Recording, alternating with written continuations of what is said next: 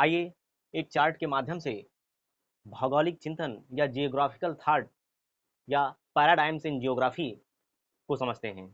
इस चार्ट के माध्यम से न सिर्फ इस विषय को आप बेहतर तरीके से समझ सकते हैं, बल्कि विभिन्न प्रतियोगी परीक्षाओं में भी यह आपके लिए उपयोगी सिद्ध होगा। तो देखिए, दार्शनिक पृष्ठभूमि, भौगोलिक चिंतन फलक और उसके क्या प्रभाव रहे। ठीक है, एक कालक्रम के अनुसार भौगोलिक चिंतन का क्रमिक विकास। तो अगर बात की जाए 1799 से लेकर 1859 तक, तो यह समय सृष्टि के दिव्य सौंदर्य का रहा। इस समय के जो जियोग्राफर्स थे, फिलोसफर या फिर थिंकर्स थे, इन्होंने सृष्टि के दिव्य सौंदर्य को प्रस्तुत किया। ठीक है, यह समय छायावाद कहलाया और विश्व को एक जीवंत समष्टि के रूप में प्रस्तुत किया गया। इसी समय कार्ल रिटर ने अपनी प्रादेशिक विविधता नामक संकल्पना प्रस्तुत की, तो वहीं हमबोल्ट ने तत्वगत एक सूत्रता की बात की।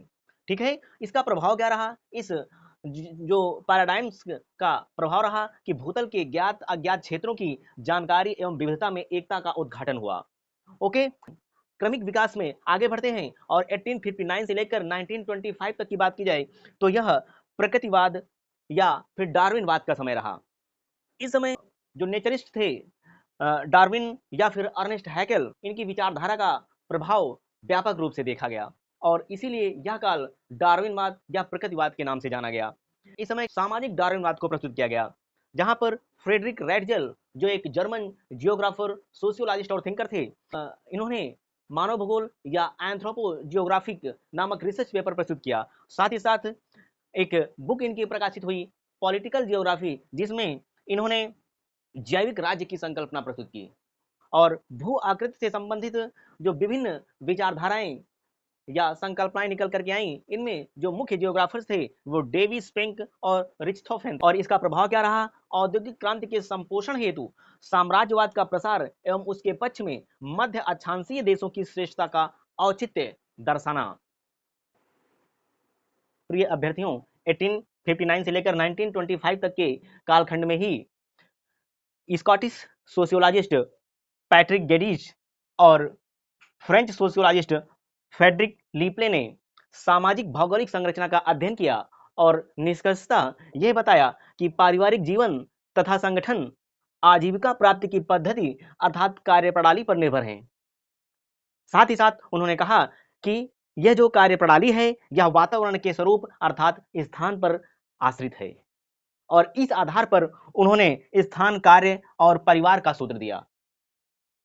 तो ये जो सोशियोलॉजिस्ट थे, इनका भी भौगोलिक चिंतन फलक पर विशेष स्थान है और भौगोलिक चिंतन के क्रमिक विकास में इनका महत्वपूर्ण योगदान है। 1859 और 1925 के कालखंड में ही नियतवाद और संभववाद जैसी विचारधाराओं का प्रभाव व्यापक रूप से पड़ा।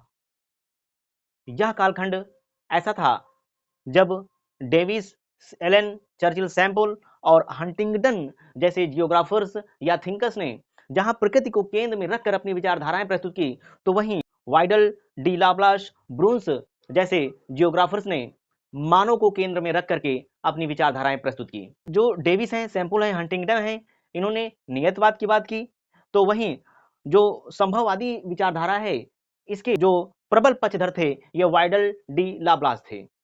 इनकी शोध पत्रिका एनल्स डी जियोग्राफिक में प्रकाशित लेखों के माध्यम से इस विचारधारा का सूत्रपात हुआ। एनल्स डी जियोग्राफी, इनकी जो एक शोध पत्रिका रही, एनल्स डी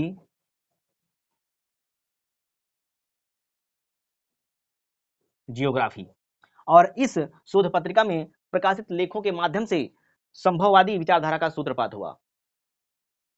संभववादी जो विचारधारा रही, इसके दूसरे सबसे बड़े समर्थक जीन ब्रून्स रहे। भौगोलिक चिंतन के क्रमिक विकास में जो अगला कालखंड है 1925 से लेकर के 1955 तक का, यह समय जो था ऐतिहासिकतावाद का समय था। ऐसे समय समाज पर कार्ल मार्क्स की विचारधाराओं का व्यापक प्रभाव पड़ा।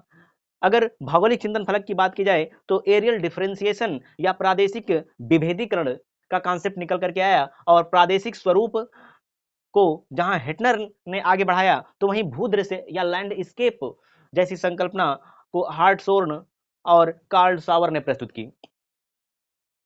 प्रभाव यह रहा कि पूंजीवादी देशों में आर्थिक मंदी से उबरने हेतु विश्व के विभिन्न क्षेत्रों में प्राकृतिक संसाधन सर्वेक्षण तथा व्यापार के माध्यम से दोहन का कार्य किया गया।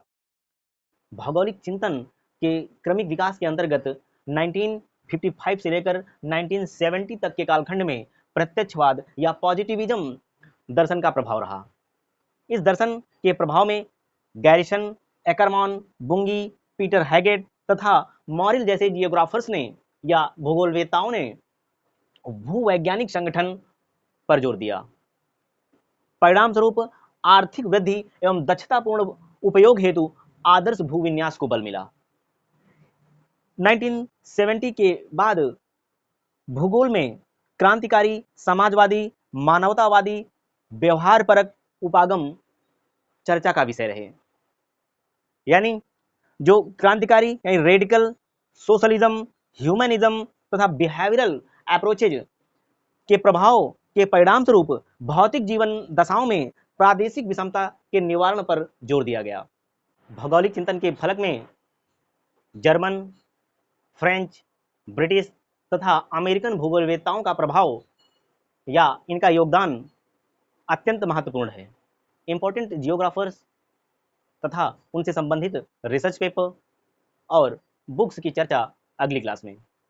तो मिलते हैं अगली क्लास में। Thank you.